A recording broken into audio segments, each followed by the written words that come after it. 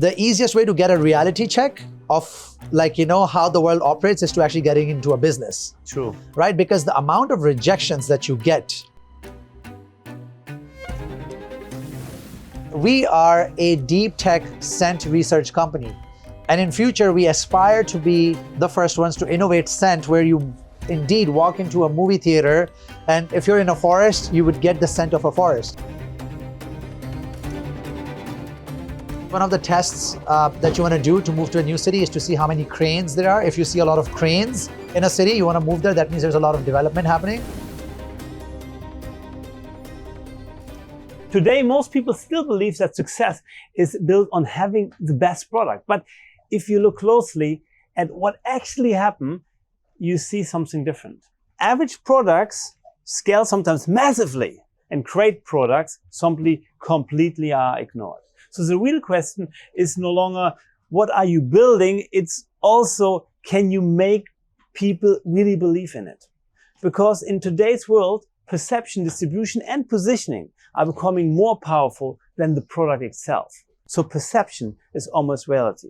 Of course, still, we need a great product to be the base.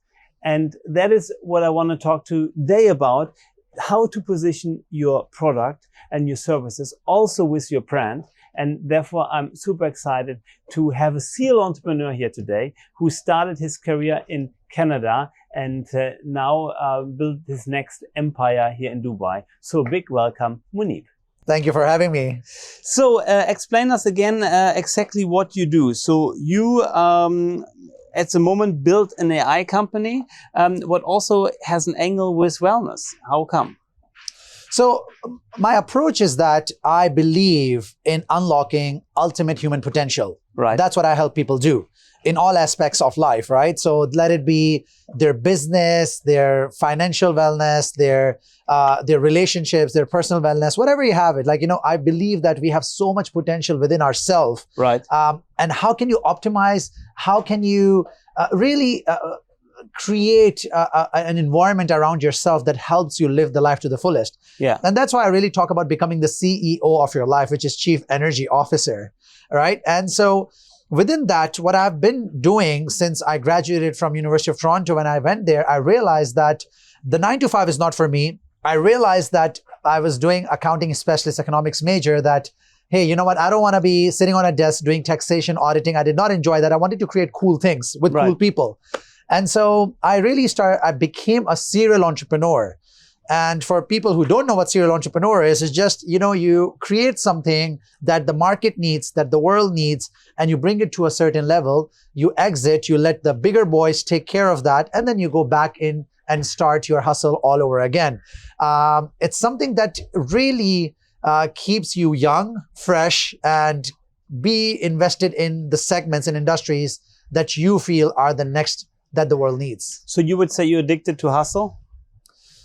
That's a good question. I was, yes. I used to love hustle. I used to be someone who would advocate people be hustling 24/7 because that's what I was doing. Quite literally, one of my mantras was you can sleep when you're dead.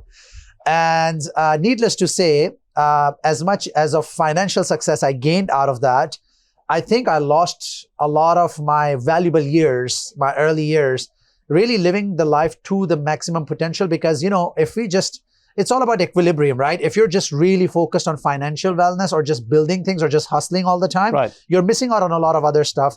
And needless to say, I ended up burning out and then realizing that no, everything in moderation. And, once you're able to unlock the perfect formula for creating space for each aspect of your life, that's where the true success lies. I think that's already a great learning.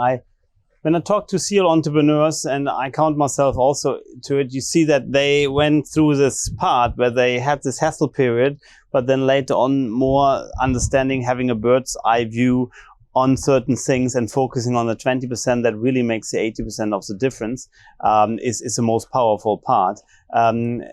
But tell us a little bit maybe about the companies that you built before. What was your biggest exit here in Canada? You started, you said, already at high school? I started in my university. Yes. So actually, we were still doing things when you were like kids, like me and my brother, right? We have always built things together. And so I think our first real venture was a marketing company catering to B2B businesses, so SMBs, mom and pop shops out of Mississauga in Ontario. So I believe that what we realized at that time was that you can make something from nothing. If you can actually, people, when they understand the concept of like, when you provide something of value, there's always a demand that is available in the market. The marketplace is happening. There's almost $10 trillion that exchanges hands every single day. And so we wanted to just have a small, minuscule, tiny cut of that.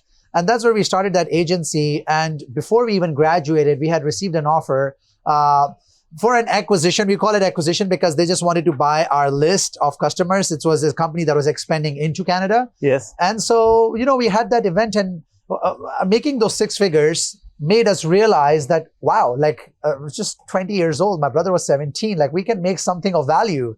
Right. And that is where our journey really began. The excitement really began. So then we started another company called Ask for Task, which was an on-demand economy. Formerly, it was a collaborative consumption where, people like Airbnbs of the world, you're sharing your house, your commodity, your car, your home. So that's where we started, and we were really connecting 2 people together to just help each other, right? So you could ask for some help you need. I need to go for somebody who helps me with shopping or mows the lawn. Correct. And then somebody else would say, hey, I'm free, I can do it. You can literally ask for anything and post it within the legal means, of course. And then, there would be a marketplace within your radius that you would get notified people. So we would call them askers and taskers. So people asking for task, and then the taskers who were doing it. Hence interesting. How did this go? How far did you push this business? Oh, we went to becoming so we were awarded the fastest growing business in Canada by TechCrunch in 2017. And then I was awarded Entrepreneur of the Year award. Nice. And then at one point in time, if you take out the classified, because every country has a classified website, which is the biggest one, right? Craigslist. In Dubai, we have Dubizzle. So in Canada, we have Kijiji. So that is the largest with 11 million unique visits a month. We became the second largest after that. But if you look at within our industry, we were the largest platform with 2.5 million Canadians using us at our peak. And pretty much all over the news, Canadian media, we did a lot of cool stuff. Anytime the iPhone would come out, there would be people, hundreds of people standing in line for other people, keeping their spot. Ask for task. Ask for task. So this kind of stuff that was happening. And I think that really put a perspective for us, because that made me realize that not only I can actually make mini entrepreneurs who are engaging in this economy, I also realized that when you start a project, there's always people who are looking to invest, right? And so at the first project we had, we actually got a few investors on board who just wanted to support us, right?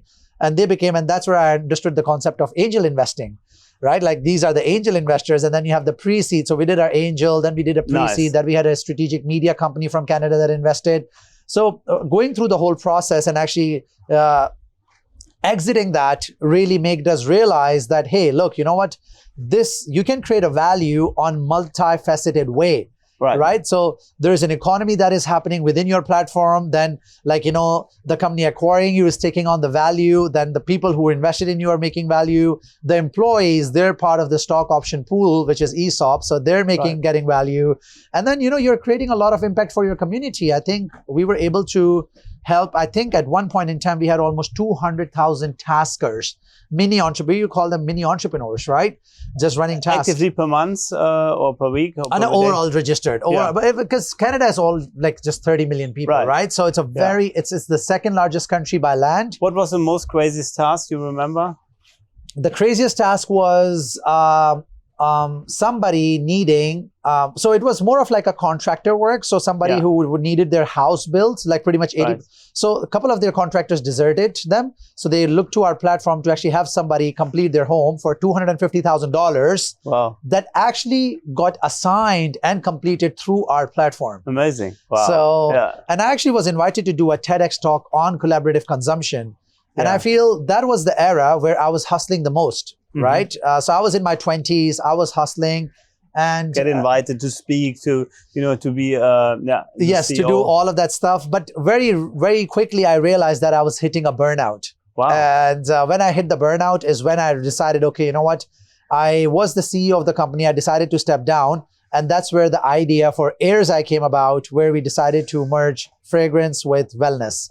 And that just opened up a new world for me completely. So it was already then when you said, okay, let's go in the era of AI and wellness. But let's talk about a bit before. So looking back at your early moves, which assumption turned out to be wrong? The biggest assumption where I was proven wrong was that you get what you want. So, in our generation, especially the younger generation, we feel overly privileged, unfortunately, right? We are all faced with, especially the younger generation, we're faced with first world problems, the instant gratification and the instant dopamine hits that we're getting. We believe that we should be given anything that we want. I think if anybody wants to, and you've been an entrepreneur yourself for the longest time and very successful one at it, the easiest way to get a reality check of how the world operates is to actually getting into a business. True. Right? Because the amount of rejections that you get, right? So you feel that you would want to do this, but the reality hits and you realize, hey, you know what? You're just a very small fish in a very big. I think it's very true, especially that you have to understand to still believe in your product, even that you get so much doubt. Like when so many people say it, when maybe you start to ask for tasks, no, people will not do it. There's a risk, there's this risk, there's this risk. But I always, and of course, as an entrepreneur, we see the glass half full and say, okay, no, but there are so many opportunities in it as well. Don't you think maybe that we humans tend to look too often at the risk and what could happen instead of the potential positive outcome of something? So I believe the way, and you're right. So the human beings are wired because our brain, because of if we go into our ancestral generations, thousands of years back, true, it was supposed to protect us from dying. Yes. Our brain is just really meant to do one thing, protect us from dying. Right? And so when we go into anything, again, talking about first world problems in this current day and age, we're not threatened by a lion coming and eating us, a bear just appearing from a bush, or a snake killing us. We're not, it's not there, right? And so the thing is that when we're sitting safe at our home, in our place, in our apartment, wherever, there's no actual physical threats that are affecting us. And so what happens is that our brain, being in that survival mode, tends to start overthinking and overwhelming us with the things such as starting a business, right? So we overestimate or we stress about how would it be? What if it fails? What if things don't work out? What will people say? Which is a classic, right? Right. And so, but often I think it's not that important. I mean, businesses do fail. And I think that's also part of the game, because it's naive, I think, to think that, look, we're going to the Olympia and every time we win, or we're going to play a soccer match or tennis or whatever you want to play, and I'm going out and win every time. I think that's just not the case. 100%. So one interesting thing for us as human beings, is that when we go to the gym, we expect to get to the failure, right? We work out, we do the reps to the failure. But in every other aspect of our life, we're scared of that failure. Yeah. So why? True. Yeah. And that's a big question, I think. Yeah. And we know when we go to the gym and we work out till the failure, that means that our muscles are growing. Even though they're tearing apart, they're growing and they're making us stronger. But when we go into the business world, we're trying a new marketing initiative, we're launching a new product, we're building something new. We're so scared and shy of failure, even though in reality, it's building that muscle that is going to only make us stronger in the future. I think that's also why certain angel investors or general investors ask you first what have been your biggest failures, and then your learnings, of course, from it. But of course, in general, we all want to build businesses that are sustainable. And of course, in our case, I think we have a strong focus on also being meaningful, having an impact on society, where we can really help enable entrepreneurs, in our case, to do payments. In your area, wellness, I think that's one aspect. But again, I think we should in generally also understand that failure is part of business and of life, to grow, to go outside of your comfort zone. Otherwise, I think it wouldn't be a correct comfort zone, saying, okay, I'm out of my comfort zone, but for sure I cannot fail. then I think it would be worth less, right? Very well said. And I think as entrepreneurs, one thing we have to understand is that, like you mentioned, when we talk to investors, we think that the investors are only looking for our wins, Yes. which couldn't be farthest from truth. True. Our true investor is actually looking for entrepreneurs who have been through the wartime, that have been roughed up, that have been through the battlefield, that have actually hit the adversity. Like, we're on a boat right now. When the seas are calm, it's easy to sail. Sure. Which one is a good captain? The captain who can actually sail in calm seas, which literally a kid can do as well, or in the middle of the storm, True. right? If you can navigate yourself in the middle of the storm through the adversity during tough times, is what makes you resilient. That's what makes you ready for the next challenges that are coming in your entrepreneurial journey. Yeah, good point. Yeah, I fully agree. Even that, again, like deep inside, also for me, an entrepreneur, I said, okay, no, this one, I don't want to have this failure, but this one I can do. But I think we need to change our mindset to this and think, of course, look at the different things we can do that this doesn't happen, but still sometimes you should go a bit more outside of your comfort zone to push things to also reach new levels. My true belief, and I think that was life-changing for me personally, was that when I realized that the more I step out of my comfort zone is Wow. when I actually really truly live, grow, and most importantly, I'm the happiest. Interesting. Right? And you've seen this. If someone who hasn't done a skydive, the moment leading up to a skydive, there's sleepless nights and you're stressed out and you're probably going to die and you think about quitting like 10 times. Probably when you're on the plane, you're still wondering, I can just quit. And you see so many videos of people who are like, I don't want to do it, right? But then they have the person, the guy who's with them, who just takes the lead. Just and tells then the door opens at the plane, I remember. Yeah, and you never been in a plane where the door was open. You said, what is going on here? What is this? And then the guy counts, and at 2, my friend used to be a skydive instructor, and he said at 2, he always jumped, because at 3, the people just grabbed on. And he said, every time we had to jump at 2, so we said 1, and then we said we at jump 2, on just it. jump. But at 2, or maybe at 1, just jump. Yeah. But after they land, they want to go back again. True. Because it's the best moment of their life. And so see, the further away you are from your comfort zone, that's where life is. Because within the comfort zone, it's just survival. Yes. You're really just surviving. Like, are you really, like, you want to be thriving. I always say that you have to come out of your survival mode and be in the thrive, like, you should be thriving all the time. Yeah, true. But let's now go back to your point where you said also, okay, what were your business experience where you really went out of your comfort zone? We said, wow, that is something where also we can learn, of course, something from.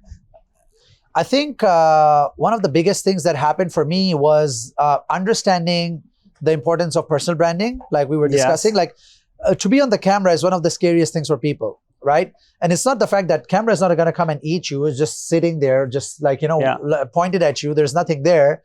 It's what's behind it. It's all the people judging you, your friends saying you suck. Like, why are you doing this? You're trying to get attention. Right. You're so bad at it.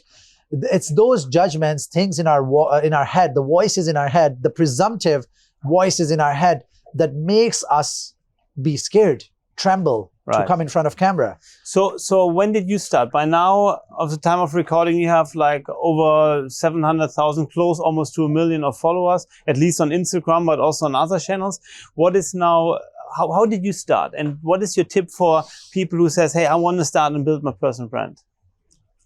The way to start is not to overthink it, not to plan it. And I think I was lucky enough and fortunate enough to just fall into this in a very organic way. Okay. Similar to like your skydiver friend who just jumps at 2, right?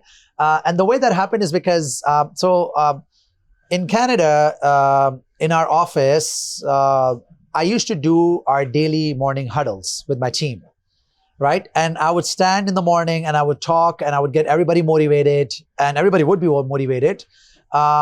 And like I was like, okay, you're going to have your morning coffee or show up with your morning coffee. So you have some caffeine in you. So I was using a little bit of that, support. But all in all, it was a good session, like 5 minutes of just letting them know why they're doing what they're doing, how the day is going to look like. Of course, there was some confidential stuff within that as well. Right. We're talking about companies, like, what is the goal for today and stuff like that. But each time I had this social media manager for our company, and she was amazing. And she used to record this, right? So she would just capture these huddles. So one day she just comes up to my desk and she's like, Muneeb, check this out. Like, this is gold. Like, you're very motivating. I get motivated. I just actually watch it. Sometimes I'm down. Do you mind if I post this? I'm like, post it where? So I just have like a couple of hundred of followers, right? Just like friends, right? And she's like, on your social media. I'm like, no, my friends are there. I don't know, like, what would they get out of this? This is just like, for my team. She's like, can I do this if I have your, I'm like, look, if you're just not putting the confidential stuff, that's fine. Like, just general motivational stuff. Let's see. So I didn't care much. I didn't think much. And she started posting stuff. And all of a sudden, people started to connect with this. Mm-hmm. And I kid you not, one of my biggest vices, one of my biggest fears was having an accent, because I was an immigrant kid in Canada. And so, like, English was my second language for all of, like, most of us, right? But I was always so ashamed of mispronouncing some words, like, just like saying things that would actually, like, I would just say Warren Buffet, right? Mm-hmm. As in like the food buffet, right? I was like, okay, what is this, right? So then I realized that people were actually connecting to my accent because it made them realize that they are relatable. They have somebody who doesn't have perfect English, who can actually twist some words and doesn't have to be perfect, who's just sharing his journey, who's just motivating us. Right. That's where it started, and that's where it blew up. And then during COVID time is when it really took off, because everybody was working from home. And lo and behold, now we have a community of over 1 million people. And honestly, it's just to start from trial and error, just really making those mistakes, just embarrassing myself in front of my friends, my people. And honestly, it gave me a really good clarity. So this is one important thing that I want to talk about, especially for young entrepreneurs, people. We have this high school syndrome, right? Where we feel scared to be judged by the popular kid in our school, right? Or being bullied. Yeah, bully is one thing, but like just being made fun of is something that even when we grow as adults, this is a fear in us. Right? What would people say if I just speak up in a room, if I actually share my thoughts, if I stand for something, if I do something new? The reality is, when I really got into this, I had an amazing realization. And you know what that was? I realized who were my real friends and who were the friends who were just there, right? Like, who I just needed to actually probably get rid of. Right. And the way the filter was amazing. And I encourage everybody to try this. Like, when you start doing something like making content and you're putting this out in the public, you're going to have really two kinds of friends. Actually, let's put it three. Some of them are just not going to care. They're just indifferent, whatever, right? So they're irrelevant. They're just there. They're a friend. They don't care if you make content, you don't make content. But then there's two classifications of friends that you're going to have. One of them are going to be the ones who are going to be truly supportive. They're going to hype you up. And I had people, my dearest friends, and they're still my friends to this day, like 15 years later. Muneeb, you're doing amazing, man. Like, I wanted to start content as well. Like, how do you do this? Like, what equipment do you use? When do you post? What time do you post? What, like, they're supporting me. Writing comments, liking, and promoting me 100%, and supporting me. They're liking all the comments. Like, they're leaving the comments. They're doing stuff. Please like, guys. Okay, please like. Yeah. Okay. so yeah, and you should do that. Comment, like, 100%. Like, comment, share. Like, it doesn't cost you a single penny. And like, when you're getting that value, even especially to support your friends, right? Do that. But then there is a small group that, when you meet them, there is these eye rolls, right? What did you have for strange guests in your podcast? What happened there? 100%. You didn't pronounce his name correctly. Somebody's trying to be popular. Yeah. Or you're Mr. Popular now. Yeah. Okay. So it's these kind of comments which are harmless. Look, first of all, comments and these kind of things are pointless in longer period of time. We're all going to die. But the thing is that as a human being, it hurts us, right? Because these are our friends. These are the people that we know. And then we feel like, what are we doing? Why are we doing this? Are they right? The reality is that if I show up to the gym tomorrow, right? And I'm out of shape. And if I go and lift like a 2-kilo dumbbell, right? And if I have Mr. Olympia standing right next to me, do you think he's going to make fun of me for lifting that weight? 100% not. You know what he's going to say? He's going to be like, wow, that's very impressive. He's actually going to try Good to make my start. form better. He's Yeah. going to encourage me. If I'm down, if I'm being lazy, he's going to push me. He's going to be happy 100%, that yeah. a person decided to show up. You know who's going to make fun of me? A person who's just sitting on the couch, who couldn't be bothered to actually take care of their health, can't show up to the gym. You know what they're going to say? Oh, you want to be fit. What's the point? You can't even lift weights, right? So you'll get those kind of comments. So you want to be around people. So anytime you have anybody doing more than you, they're always going to be supporting you. You know, there are studies out that in 2 generations, nobody knows our name anymore. Why do you still Very believe well that said. people still believe or think so much about what people say about them today? Before we go deeper, a quick note. 48% of watching haven't subscribed yet to the CEO DNA podcast. If this show brings you real conversations with real leaders and visionaries, then joining the CEO DNA community helps us to bring even more powerful minds on this show. We don't run ad, we don't chase noise, we build conversations that change how founders and visionaries and people think. So if you want more of that, then please take a second, subscribe, and let's build this movement together. I think if they do the research now in 2026, I think that has gone down to from 2 generations to maybe 2 years after you die. Wow. Right? Like the attention span of us human beings is so low, right? You see celebrities pass away and nobody remembers them, right? It's just, and that is the reality. We're just literally a blip in this whole movie that is going on, which is called life and this world. And so the realization, I think we really live 2 lives. Is the time when we're born, and then when we realize that nothing really actually matters, right? And I've read that quote where they say, like, it's when you're born and the day you realize why you're born. That is true. But I think when you realize what is more powerful than finding your purpose is to know that regardless of even knowing your purpose, you're not just going to be here. Actually, everybody around you is going to be gone, give or take 100 years. Right? Yeah. Everybody, like, it's just going to be a brand new generation, a brand new set of people that haven't even born yet, 100 years from now, that are going to be using our houses, our cars, our roads, our cities, our boats. Our boats. Yes. I agree. Coming back now, connecting that to business, I must say, when we look at our challenges, or some people call it problems we had 1 year ago, we sometimes laugh about them today, right? I say that to our team often, when, they believe the world goes down in certain situations, to just understand, to look back sometimes, or to understand that whatever we face today in 1 year from now, it's not a big challenge. So the world is not only depending on it.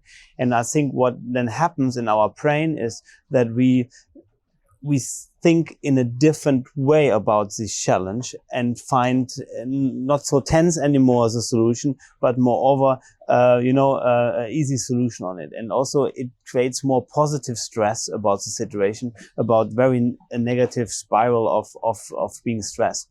Did you experience that as well in your business career?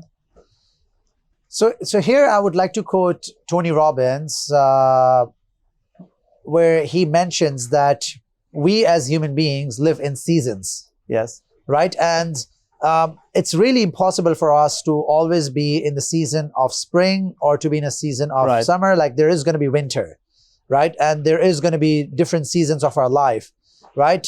And so when we go into, and if we apply this in the concept of business, that's truly the reality.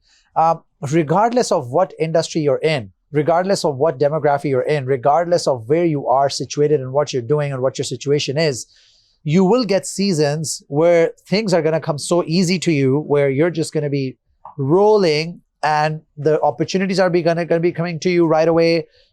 People are going to be coming to you right away. Collaborations, business partners, investors, everything is going to be coming to you without even thinking about it. And then there is going to be winter season where you would think everything is crashing down. Everything is coming to an end. Everything is getting destroyed. Now, it does not matter if you just registered your business today or if you're Elon Musk with a net worth of $800 billion. Right. It's the same thing that happens in every single business. I think majority of the time, people think that a problem is unique to them. they feel that they are going through a challenge or something within their business that has never happened to any human being before them or after them or currently here. So true. Right? But when you realize, and that's where the support system is so important, you were just telling me about an entrepreneurs group or people that you bring together.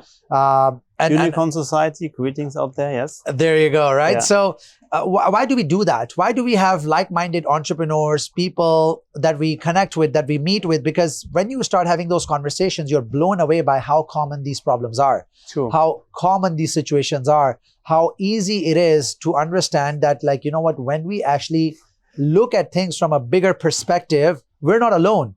And having just that perspective really pushes you to keep going and not give up. We have this fail fast nights, where we tell about the biggest failures or something, and then it's like almost shocking that when you hear a story and first you think you have a big failure or you had a big failure, and then somebody else says it and you say, oh my gosh, my problem is not big at all. I'm so sorry for him. And then the next one comes and he have even something bigger. And then first you feel sorry and then you realize, no, I should not feel sorry. He got very lucky. He learned, massively. He came out stronger. Because I think if you understand certain situations, and I think Dubai, where we are now, is a good example, that whatever crisis was given to them or hit them, whether it's COVID, whether it was a financial crisis, or now also the current situation where with Iran, they just move on. They just become stronger afterwards. Did you realize that as well in your past? That you became stronger at the end of the day. You do. And I think that's part of the reason why I actually decided to move to this country, because it's so resilient. They understand it really runs as an entrepreneurial company. In fact, there is a book called The Sheikh CEO, right? On His Highness Sheikh Mohammed, the ruler of Dubai and the Prime Minister of the UAE. And I always talk about this, that running Dubai, it really feels like this is a company. Putting aside geopolitical situations and things and all of that stuff, when you look at it from an apolitical perspective and you look at it from a lens of how this whole area, this whole country, this whole region came about from being just a desert to where it is now, it's mind-boggling, right? It's really a true definition of going through adversities, like you said, different seasons of challenges, of winters that came through, but every single time coming back stronger and harder, right? So, but why do you think is that? How can we implement that in our business? It's the mindset. I think it already starts with mindset. It's the story that you're telling yourself as an entrepreneur. One of the story, majority of the people, what they do is they make a mistake of victimizing themselves in these situations, right? The reality is that, again, when you talk about, hey, you know what, I'm going through this adversity, number one is that I'm not alone. Second is that it's just a phase, it's a season, it will pass by. The third thing is, what is it in my means, resources available to me, around me, that I can utilize, that can help me have the breakthrough? This is where you implement these three things in your mind and you shift your mindset. You are left with nothing but just action that you take over and over again to have the breakthrough. Yeah. But some people might say now, okay, you guys talk so much about mindset, but at the end it's also about doing it, or at least also implementing it into the company. But I think you gave a great example by doing those daily hustles, where you, for example, recorded. In your case, I don't know if you had then Teams or whatever chat you had, or a big WhatsApp chat, where you can just post those things then online and pass on this message as well. And then I think also to start later on a bit of interaction in companies. That's what I realized when I managed different businesses. And then later you have different spokespeople besides you who also spread out the message. So at the end, you have we had at one company that nobody uses the word problem anymore. Everybody challenge. And just by switching this word from problem to challenge, it was massively a change of a mindset that people came with solutions instead of problems. So I think that's something you really need to implement. That's very well said, like problems to challenges. Another thing, one of my mentors very early on in my journey was my actually boss at the job that I used to do in Target, Canada. And one of the things that they used to talk about there, and then something that my boss at that time implemented in my brain, was that you never look at your weaknesses as your weaknesses, but opportunities. Right. So you replace the word weakness with opportunity. So you don't say I'm weak in this, you just say it's the opportunity for me to grow. Right? Yeah. So when you start replacing these small words, this is where the mindset shift happens. And it's just the smaller things that compound over time. One of my really good friends, Major, he is an award-winning artist, singer-artist, has worked with some of the top names in the industry. He talks about this all the time, and I love this about him, that he just says, Muneeb, I just want to do one thing, brother. He says, I just want to be 1% better every day. That's it. Oh. Just 1% better, right? We don't have to look at a radical change, a dramatic shift. We just have to look at how can we get 1% better each day. I like that. So one thing is, of course, also as entrepreneurs, we have permanently to not only grow, I think to optimize personally and then also in a business. I really believe we first have to become the person to then push the business as well, right? To have it already implemented in yourself that you wanted to get better every day, 1%, as you mentioned. And then also you have the same mindset in the business. I think it needs to be in a way connected. But then you also have a lot of decisions. What can we learn from you by making decisions under pressure? Do you have a certain framework or model you use when it comes to making good decisions? I do. Because at the end, the business outcome is based on decisions we make, right? It's a successful business is just a culmination of good decisions. Yeah. And actually, good decision is what is a good decision. It's making the call at the right time. It's actually not making the right call. It's making the call at the right time. Yes. Right? So timing is more important than the call itself.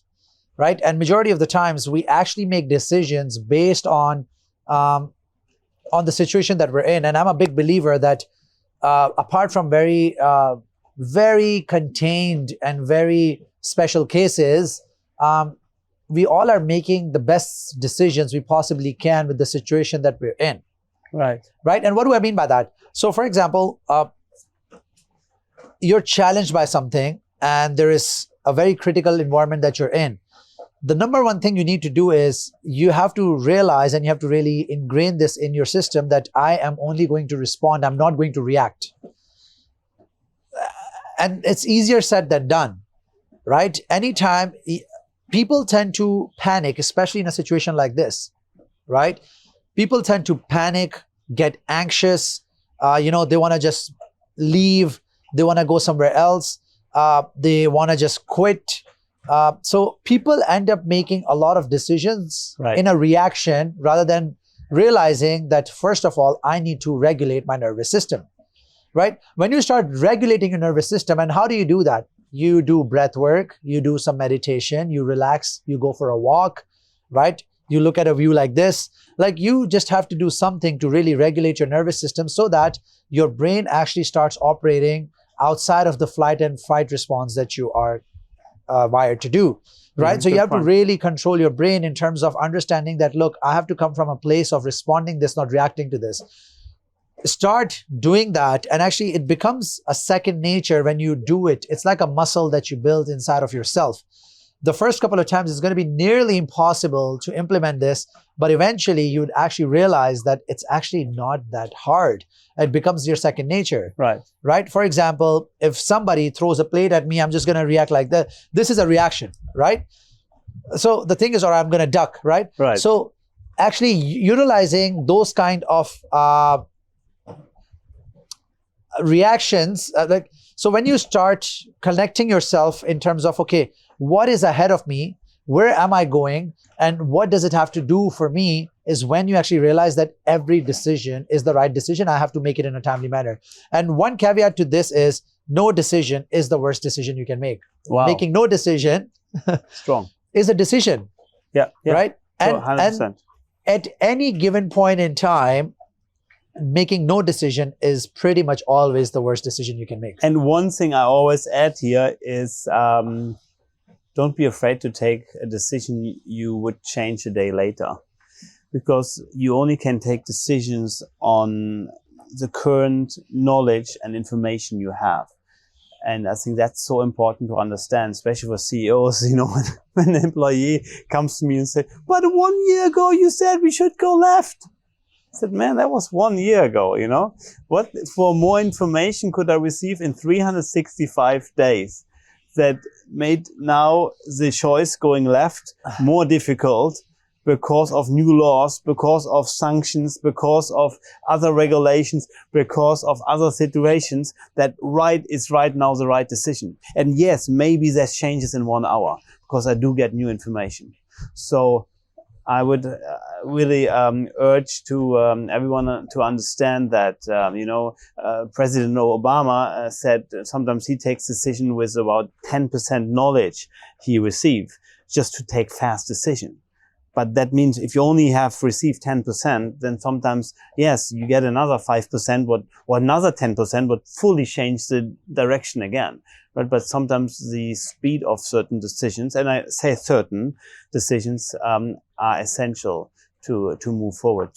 It's also, you have to look at how impactful that decision is going to be on your life. There are certain decisions that affect you in the long term, right?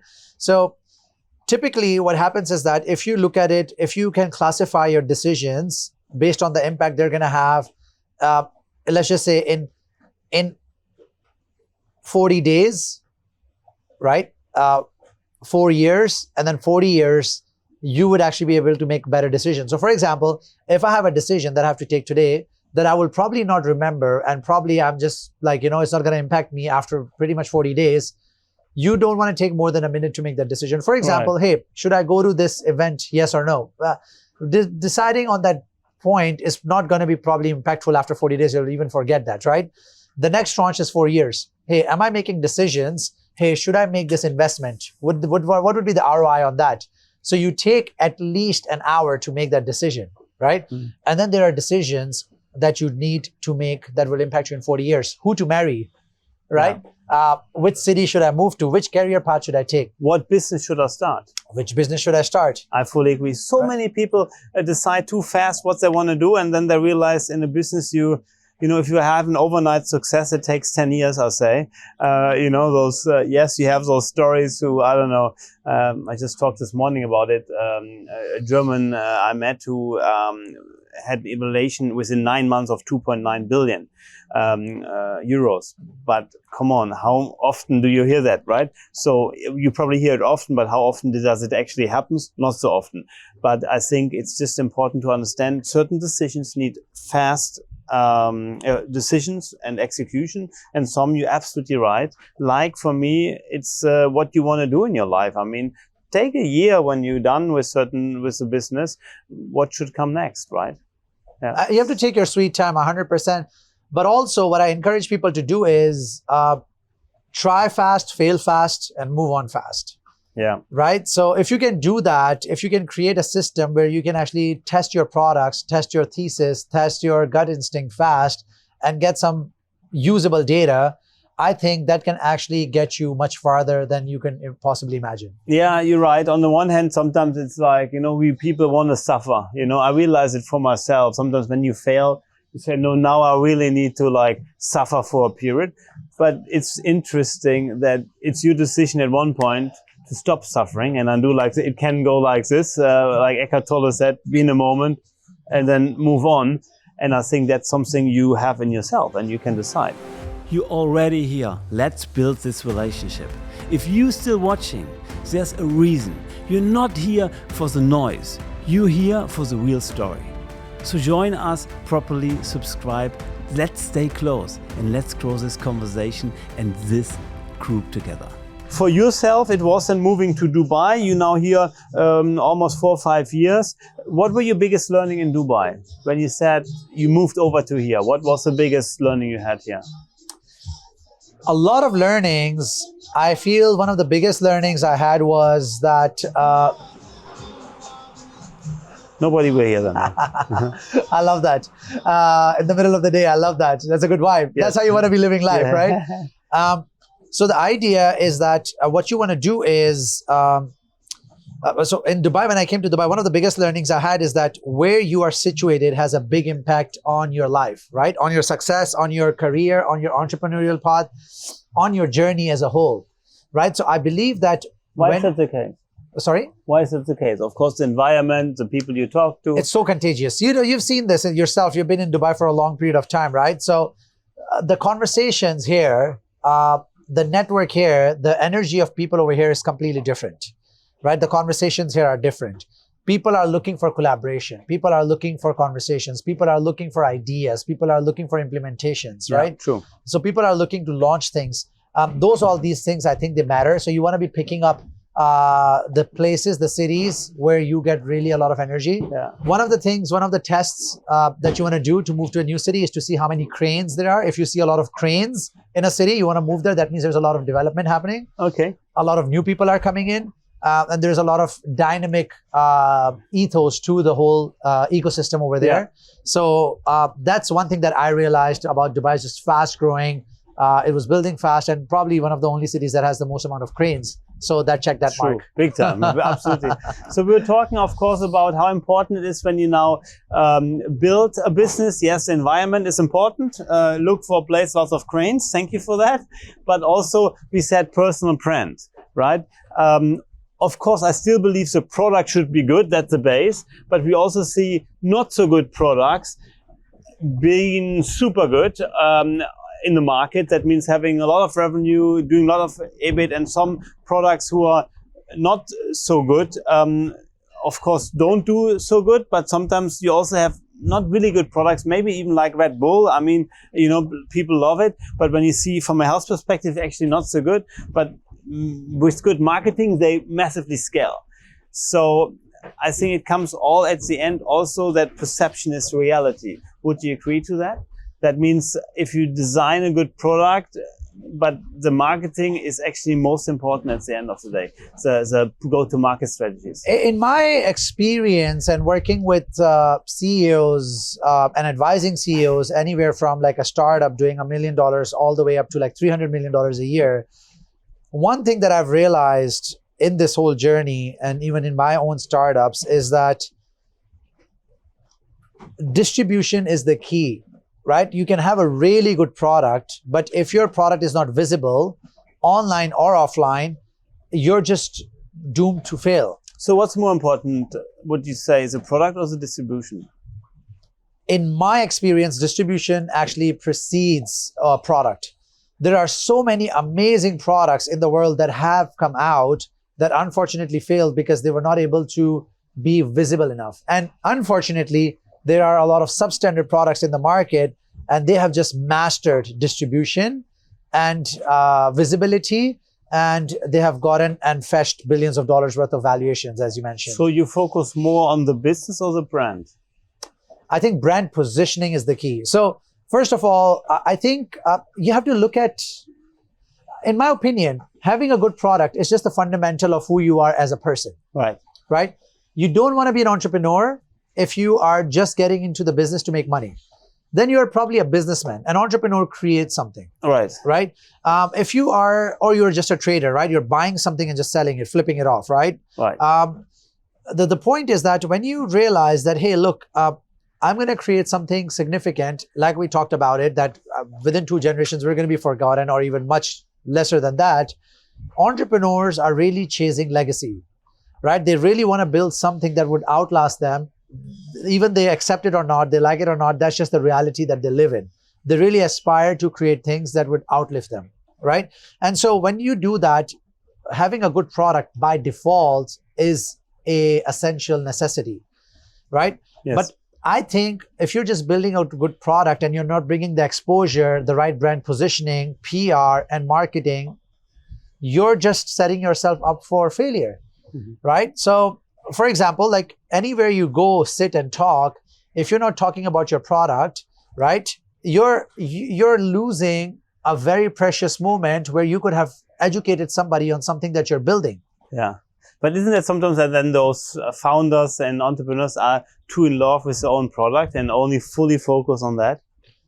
I think there's nothing wrong. So I'll say this. So there's nothing wrong with being in love with your product. I think you have to be obsessed. There needs to be a certain amount of obsession that is needed to achieve greatness, number one. Number two is that a lot of people are hesitant to sell, right? To sell themselves, to sell their product. Right. This thing is a little bit too pushy. They're talking about themselves or their product all the time. This couldn't be farther from truth. I'm going to come back to what I said before. People don't mind you promoting your product as long as it is a good product, right? And you're really putting yourself out there, right? If somebody is doing that, look, okay, and I'm a victim of that, right? Sometimes I feel and I tell my team, hey, let's not push too much about my product on my pages, right? But they say, why not? Isn't this your product? I'm like, yeah, actually, you're right. Why not? Because if somebody is too bothered by it, they're more than welcome to unfollow me, right? They can choose to either follow or unfollow you, True. right?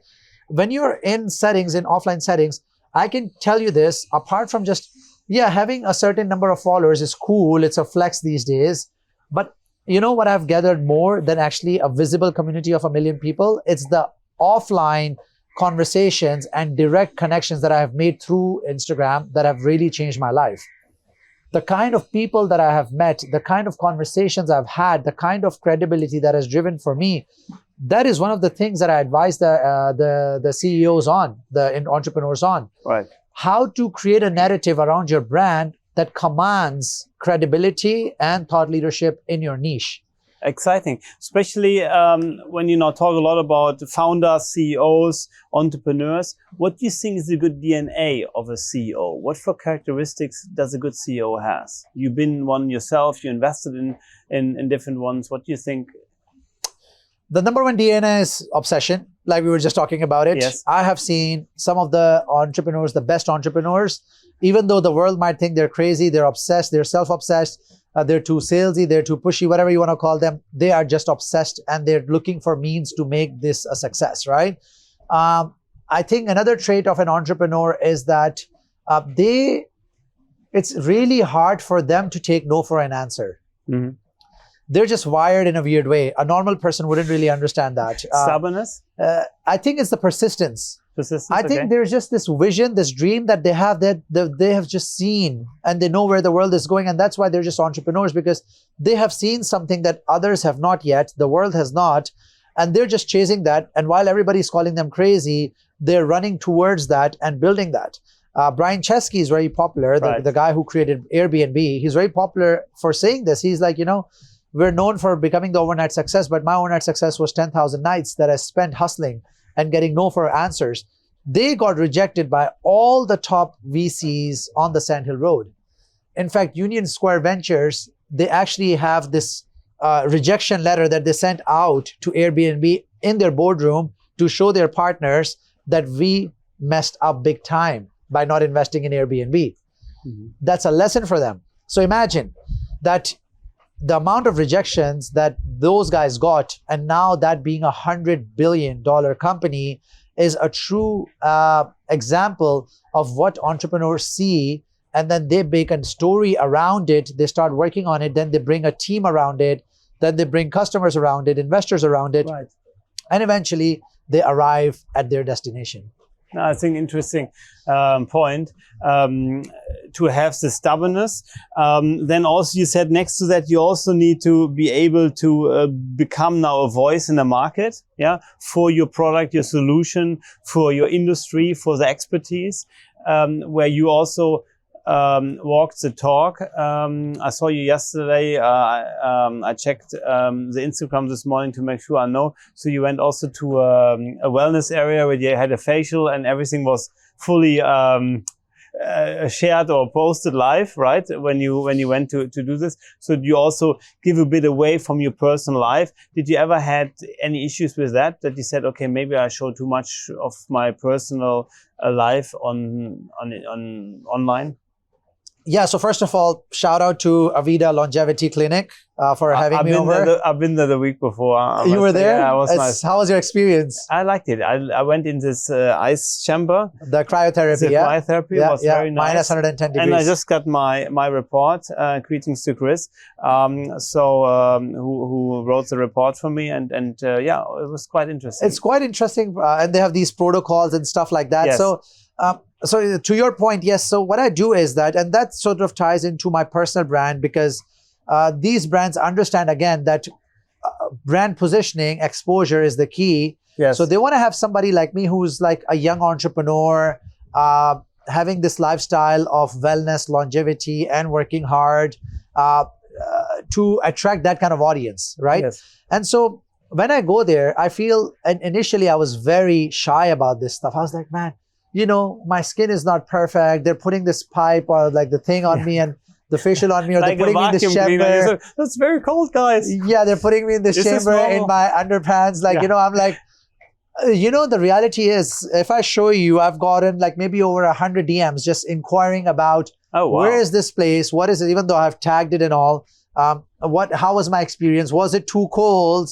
Like, you know, how was it on my face? Like, what is the red light therapy? What is the benefits of this? So you see, I look at it at the end result. So what happened in this whole interaction, right? First of all, currently the businesses are struggling, as we know, in Dubai, right? Like, you know, the tourists are currently not here. And of course, Dubai is going to bounce back much harder, like we said, and come back much stronger. But currently they're going through a phase where hospitality is suffering. Right? And so the thing is that if I'm able to bring attention to a good establishment, that is amazing. That's number one. Number two is that I believe in longevity. So it's something that actually, for me, going there and spending that time actually helps me unwind and unlock my personal potential to show up better for my team, for my customers, and for my loved ones, right? And then the third one is, I helped at least 100 people get educated about longevity, about red light therapy, about cryotherapy, about trying something new. And all of this loops into creating a value-based system. Right? And that is why I believe that creating a personal brand and bringing a community together is so powerful. It's so valuable. Yeah, no, I think that's very important. What else can we learn here when it comes to personal brand? Because I think that's such an important area. So you said already earlier to connect your product or services not too often to it, but sometimes you still should show who is behind the product or services that the company is offering.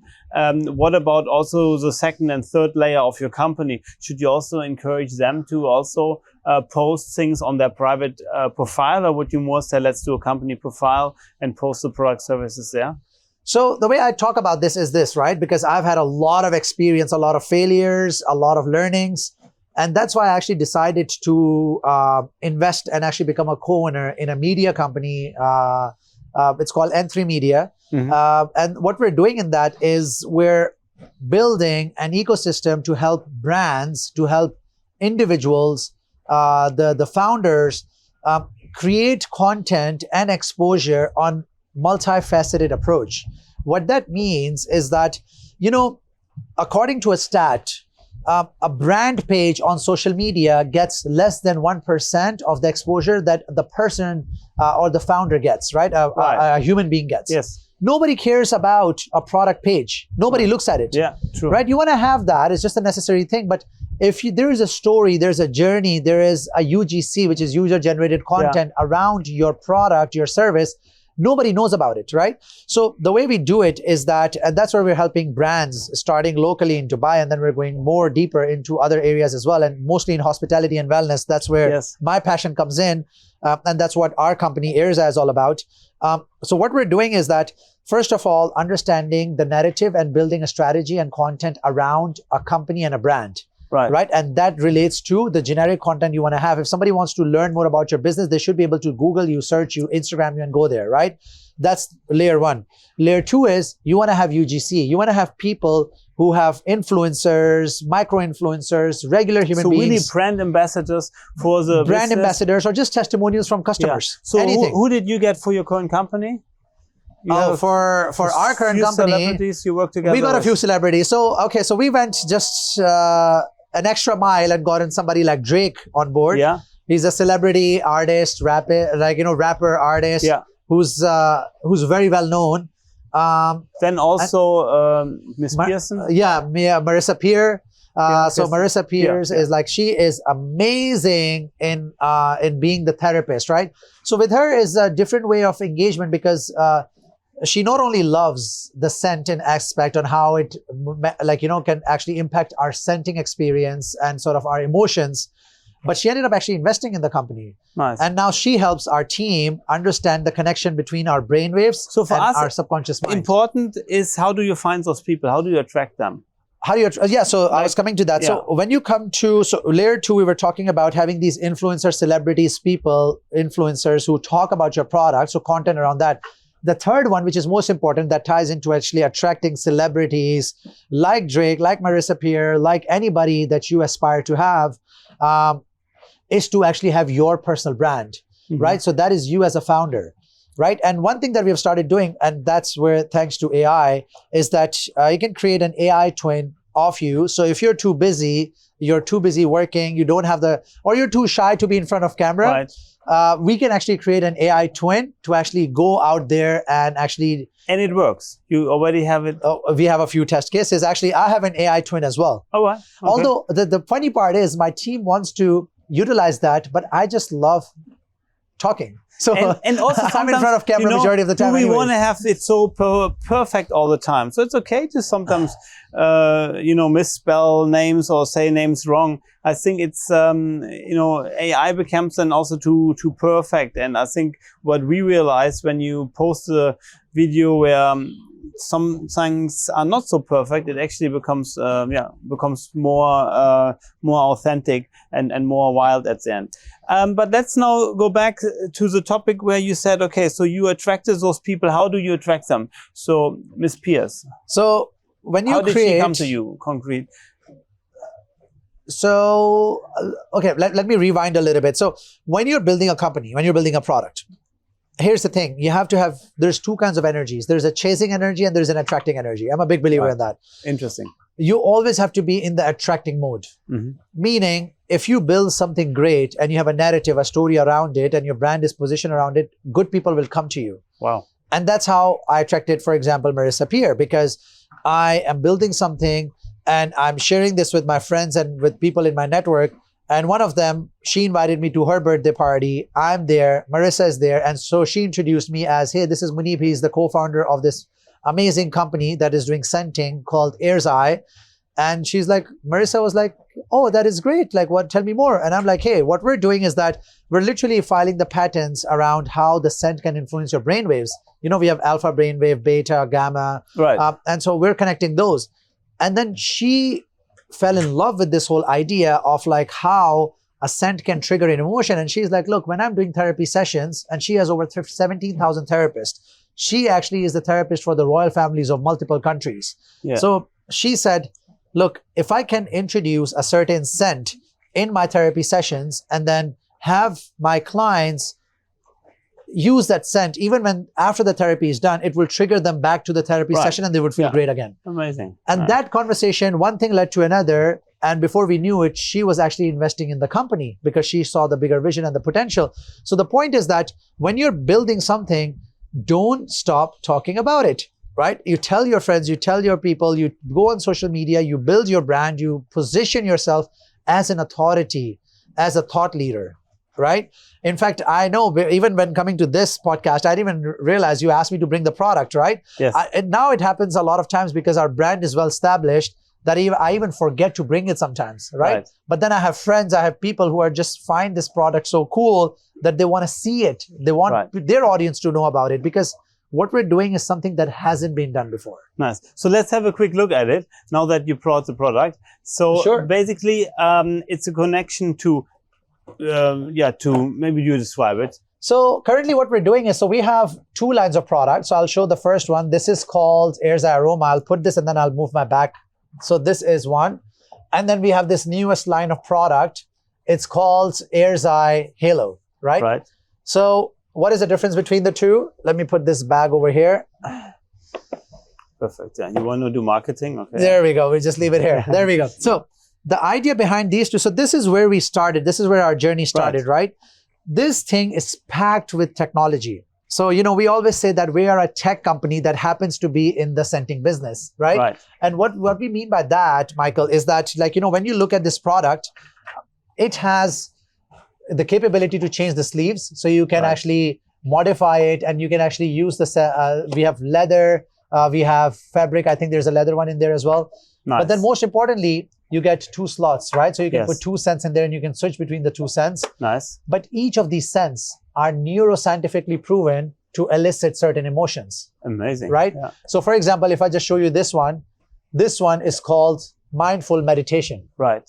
Correct. Yeah. So you put the Mindful scent, right? And you're here in your sanctuary and you just sit down and you meditate. It helps you in going into your alpha and your theta brainwave, which actually puts you into the function of flow, right? And that's where ideas come. That's where you're detached from the current situation, current problems, current issues, and you are connected within yourself. Right. Nice. Then we have eternal energy. If you're on your laptop, you can use peacefully productive, right? Wow. So you're on your nice. desk and it helps you amplify your beta and your gamma brainwave to your on point, and you're actually able to be more productive. Interesting.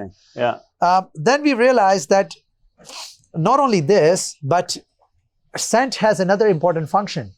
It's connected to part of your brain, which is called amygdala and hippocampus, that is responsible for creating memories and emotions.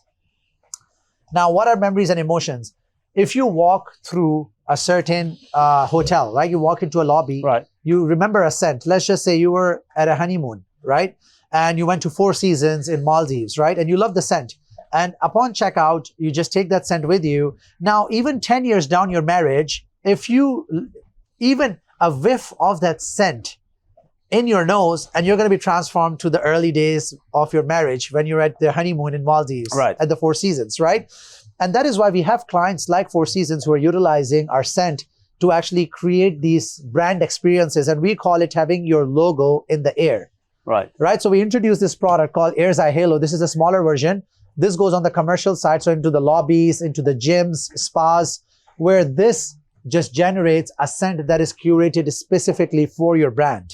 So you tell us that in the future, when we, let's say, watch a movie, it will not only be the video, the sound, but also the how it smells in the current situation. That is our, so when people ask me that, like, are we doing diffusers? Yes, diffusers is the first stage, but we are a deep tech scent research company. And in future, we aspire to be the first ones to innovate scent, where you indeed walk into a movie theater, and if you're in a forest, you would get the scent of a forest. I think it's super interesting now, really, how we entrepreneurs also need to package certain things on the one hand, but also now with new studies, and of course also with artificial intelligence, we can take it so much further, right? As maybe a traditional diffuser where you said, no, it's also measuring certain things. So where comes the AI part in? So let's say where you measure the situation, how big the room is, or what exactly does it do? So this one, essentially, you're absolutely right. The first thing is that as an entrepreneur, and if you want to attract celebrities, right, you want to have a vision so big that you actually feel stupid yourself. Yeah, I remember you telling me at the beginning what you wanted to do when we met the first time. I said, whoa, that's a big vision. I think I even told you this. And you were like all in it. And I said, and then I went in it, and you said, okay, how many investors you already have, who is already on board from investor side, but also from celebrities. I said, oh, this guy is serious. And one of the people that I look up to, that I consider my mentors as well, his name is Will Ahmed, the CEO and founder of a company called Whoop. Yes. The fitness band. Right. And one of the things, you're wearing it right there. I need to get my newer version as well. Literally started with a vision that he just wanted to unlock human potential. And lo and behold, like, I think 14 years, he's been at it 14 years. 14 years later, he just raised around $500 million at a $10 billion valuation. And speaking to him, he says he never in a million years he thought that, like, he wouldn't even hit $1 billion valuation. But when he started the company, he was like, I will be the biggest, and this would be worth billions of dollars. And he really truly manifested it. So the idea is that, and then you look at, he has Ronaldo, who is one of his I think global ambassadors, and one of the biggest shareholders. Then he has people like literally Sheikh Hamdan here in Dubai. The royal family here, the funds across the Gulf countries. True. So the reality is, so when we come to this, actually to the Air's Eye, we started with these products. So this is a consumer product, right? So you put this in smaller places like your desk, your home office, your your bedroom, your living room, or we have this one that goes into commercial spaces. They can cover, so this covers a small space. This can go up to 3,000 square feet space. And then we have a bigger version that can go up to 10,000 square feet space as well. Now, the thing is that when you look at the science, right? So there was one time somebody was interviewing Elon Musk, and they asked him that if you take all the automobile companies and the German companies, which I love German cars, right? It's like, if you take the market cap of all the automobile companies, German and Japanese both, your market cap alone is 10 times bigger, or at least at that time it was 3 or 4 times bigger than them, right? They all had a market cap of 200 billion. It was past 1 trillion. You know what he said? He said, those are all conventional automobile companies. We are a tech company that happens to be in an automobile business. Yeah. And so when people ask me, our competition is actually not other scenting fragrance companies. In fact, we tend to collaborate with them. We're actually a tech company that happens to be in the scenting business. Nice. This product alone has 12 sensors and 5 PCB boards. This is actually gathering data around the humidity levels, the air quality, time of flight sensor. It knows everything that is going on in its vicinity to optimize the experience for scent diffusion. Very interesting. No, I think I like that, especially again, how you also package that. That's a big learning, I think, for everyone listening. What do you think is your superpower as entrepreneurs, as you already built different businesses? You didn't mention now, what were one of your biggest exits? That was our Ask for Task. Yes. That was one of the biggest and exits. This is our third. So I'm still on my third, almost fourth company now. Yes, yeah. Right. Still quite young. So let's, of course, so let's say, what is your superpower? Why, you made this happen over and over again, right? I mean, to have a one-time success is possible, but what's your superpower here? So I tell this to people all the time, is that the moment you realize that everything runs as a system is when you break free in your life, right? What I mean by that? What I mean by that is, and you're an entrepreneur yourself, and you have a team that you run, sizable team that you run as well. The moment you introduce SOPs and systems and you processorize something, all of a sudden it becomes a blueprint that can be replicated and that can be expanded. True. Even social media, personal branding is a blueprint. Every single person who has been successful has not been successful because of a chance. It's literally a repetitive playbook that is there. And that is why I proactively seek out mentors, coaches, advisors, because they have done something, they're ahead of me, they have done something that I don't know. Nice. They have learned something that I don't know. They have created a playbook that I don't know. So if I can be around them, if I can learn from them, if I can bring them in my ecosystem, by default, I'm cutting out years over years of just trial and error and learning from them and replicating their playbook. Nice. And you would agree to that, right? True, for 100%. So what did you learn from the Whoop founder, spending time with him? What was the thing? The biggest learning from him is that this guy, you have to understand, is that he always looks for unique angles to bring attention to his product. Nice. Right? So dedication to such an amazing quality of product, and he really inspires me to create a product, because we talked about product and distribution, that creating a cutting edge product that truly is, that really defines the market segment, right? So he had companies like Apple Watch was one of his biggest competitors. Amazon released a band very similar to Whoop. And inside of this Whoop, inside of the PCB board, they wrote literally inside of that nobody can see, but just a message to send to his team when they realized that Amazon had announced that they're going to do a competing product to Whoop, which was just a few years ago. They wrote, "Bring it on, Amazon," right? And they wrote that in every single PCB board that goes inside the band. This was not for the customers. This was to bring up the morale of the team members and for himself, that look, doesn't matter how big of a company enters our market, we're going to win in 2 things. Number 1, the excellence, and then the loyalty of our customers. And how do you drive the loyalty of your customers? By creating excellent products. Nice. Right? And communities, of course. And you create communities, and they have been excellent in creating 100%. Those communities. Yeah. When you could go back now to your younger self, when you were at the university in Canada, what would you tell yourself looking back? If you could give yourself one message. I would tell myself to calm down, to be honest. I'd be just like, Muneeb, just chill, man. Life, as much as you think life is ending and you just need to get done everything quick. And I still have that in me. I think that's one thing that I'm working on. Look, nobody's perfect. You know, 100%. people look at people who are giving podcasts, who are on these shows, and they look up and they see, oh, they're too far ahead. I still make mistakes. Most recently, I just made a mistake. I was being too eager to get the deal done. Right. And it sort of fell apart. It almost fell apart. I think we're gonna bring it back. I would have to do the damage control. But what was the damage? I got over anxious about getting the deal, even though the deal was already done. Right? So how do I sabotage it? I sabotage it by being impatient. Right? So as much as we talk about taking action and making decisions, you really want to understand that when you are calm, and it wasn't because I was being desperate to get this done. Right. It is just that, you know, the time that we're going through right now, the project is going to be, as you might have seen, most recently, Unilever just acquired this company called Groons for $1.2 billion that started just 3 years ago. Mm-hmm. A 3-year-old company hitting $300 million in revenue, getting acquired for $1.2 billion, showcases a trend that we're in. Right. And as an entrepreneur, I always advise, use your competitive advantage. Use the unfair advantage that is given to you. What do you think is our unfair advantage? The hands. Yeah. We've been given hands. There are people who are without hands, legs, a brain, opportunity to be in these countries, True. being born in certain area, having eyes.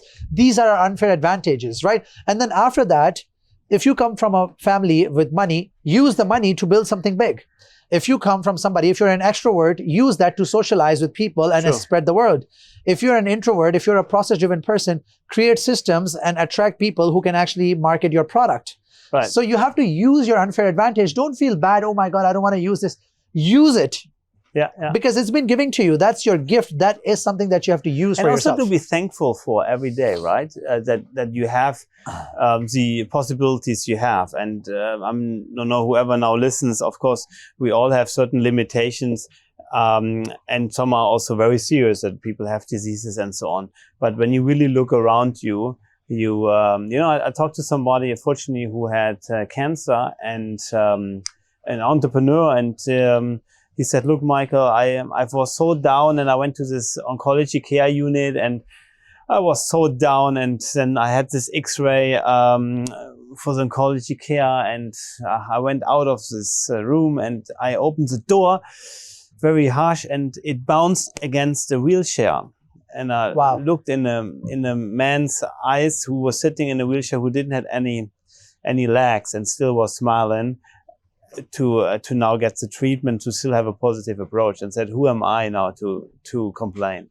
And I think such moments should make us realize that, that there's something maybe sad going on right now, but there's something way worse, and there's a lot more to be thankful for, if that makes sense. So I think everything comes so from strong. You're so right. And I think you touched on a very important point that is really part of some of my core values, and that is being grateful.